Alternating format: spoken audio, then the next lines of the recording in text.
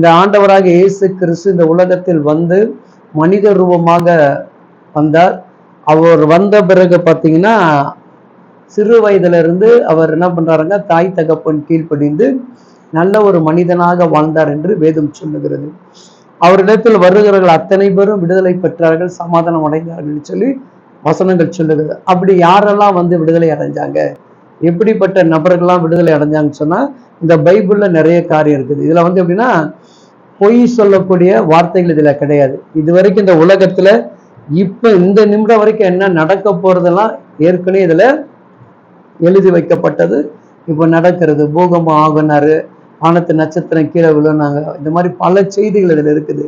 அப்போ வந்து பாத்தீங்கன்னா அன்பு தனிந்து போகும், குடும்பத்துக்குள்ள பிரிவினை வரும், சமாதானம் இல்லாம இருப்பாங்க, இப்படி பல செய்திகள் இதுல இருக்குது. ஒரு நல்லவன் கெட்டவன் எல்லாமே இதுல என்ன பண்ண இருக்கிறாங்க. இதை வந்து வெறும் நல்லவனை மட்டும் இதுல என்ன பண்ண அடையாளம் காட்டல. பைபிள்ல நல்லவனா வாழ்ந்தவனை மட்டும் எடுத்து இந்த பைபிள் என்ன பண்ணல, கதையாக வைக்கல. கெட்ட மனிதனை இதுல இருக்கிறான்.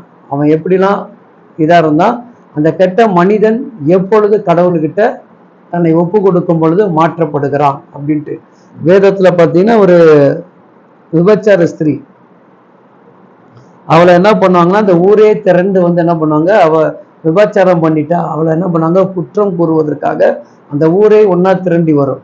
நீங்க இன்னைக்கு வரைக்கும் நீங்க பாத்தீங்கன்னா சவுதி கல்ஃப் கண்ட்ரில பாத்தீங்கன்னா ஒரு பெண் விபச்சாரம் பண்ணிட்டா அங்க என்ன பண்ணாங்கன்னா நடு ரோட்ல நிற்க வச்சு கல்லடிக்கிற பழக்கம் இன்ன வரைக்கும் இருக்குது.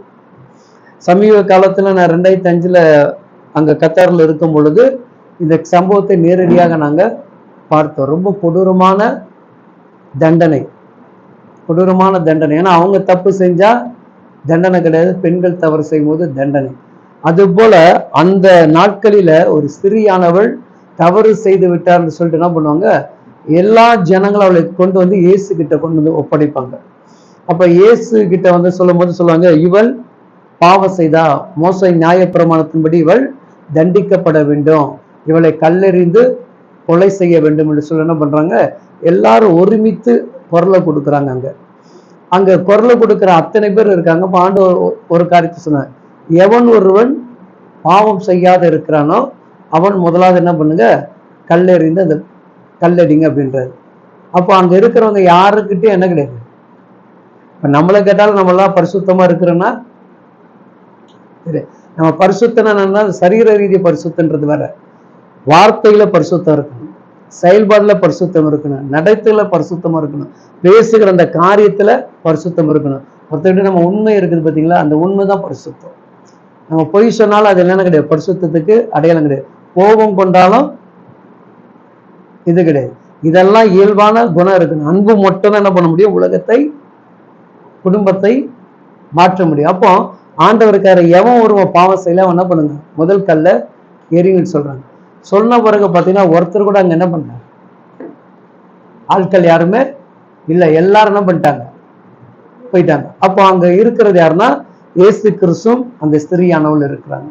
அப்ப கடவுள் என்ன பண்ணலாம், நீ பாவம் செஞ்சுட்ட உன்னை தண்டிச்சிடுறேன் அப்படின்னு சொல்லிட்டு என்ன பண்ணலாம், அவளை தண்டிக்கல, இனிமேட்டு நீ என்ன பண்ணாத, பாவம் செய்யாத, நான் உன்னை மன்னிக்கிறேன் கடவுள் சொல்றார். அப்போ அந்த மன்னிக்கக்கூடிய தெய்வத்தை குறித்து தான் பேசுறோம்.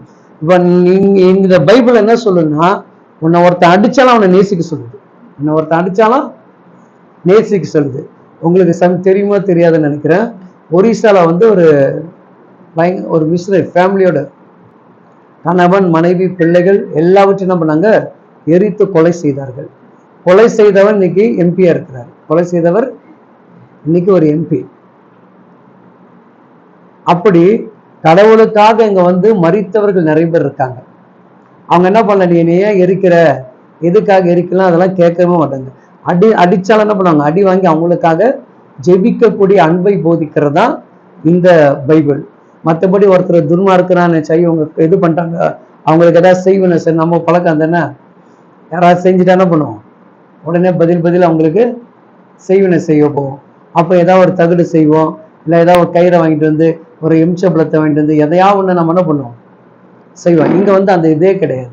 இதுல என்னன்னா, நீ வார்த்தையை விசுவாசித்தா செய்வினை கிரியை கூட உன்னால என்னால அழிக்க முடியும். நீ போய் ஒரு மந்திரவாதிகிட்ட நின்னாதான் செய்வினை போகுன்னு கிடையாது. நீ விசுவாசித்தாலே உனக்குள்ள இருக்கக்கூடிய கட்டுகள் அறுக்க முடியும் என்று பைபிள் சொல்லுது. அப்போ இதுல மனுஷனுடைய கிரிகள், மனுஷனுடைய நுகங்கள் அழிக்கக்கூடிய மாபெரும் சக்தி உள்ளது. அப்போ எதிரியை எதிரியாக நீ பார்க்காத, எதிரியை எதிரியாக பார்க்காத, நேசின்னு சொல்லப்படுது இல்லையா? நம்மளால மாமியாரை நேசிக்க முடியுமா? நேசிக்க முடியுமா? கஷ்டம், ரொம்ப கஷ்டம். சொல்லிக்கலாம், நம்ம சொல்லிக்கலாம் இல்லையா? நான் மாமியாரை நேசிக்கிறேன்னு சொல்லலாம் உதட்டளவு, ஆனா உள்ளாலத்துல என்ன பண்ண முடியாது, நேசிக்க முடியாது. அதே போல மாமியார்ட்ட கேட்டா மருமகளை நேசிப்பான்னு கேட்டா அவங்கள என்ன பண்ண முடியாது, நேசிக்க முடியாது. அதுவே அவங்களுடைய பொண்ணா இருந்தா அவங்களால என்ன பண்ண முடியும், நேசிக்க முடியும். இதுதான் இது. அப்போ அந்த உறவுகள் இங்க எப்படி இருக்குன்னு ஆண்டவர் காட்டுறாரு.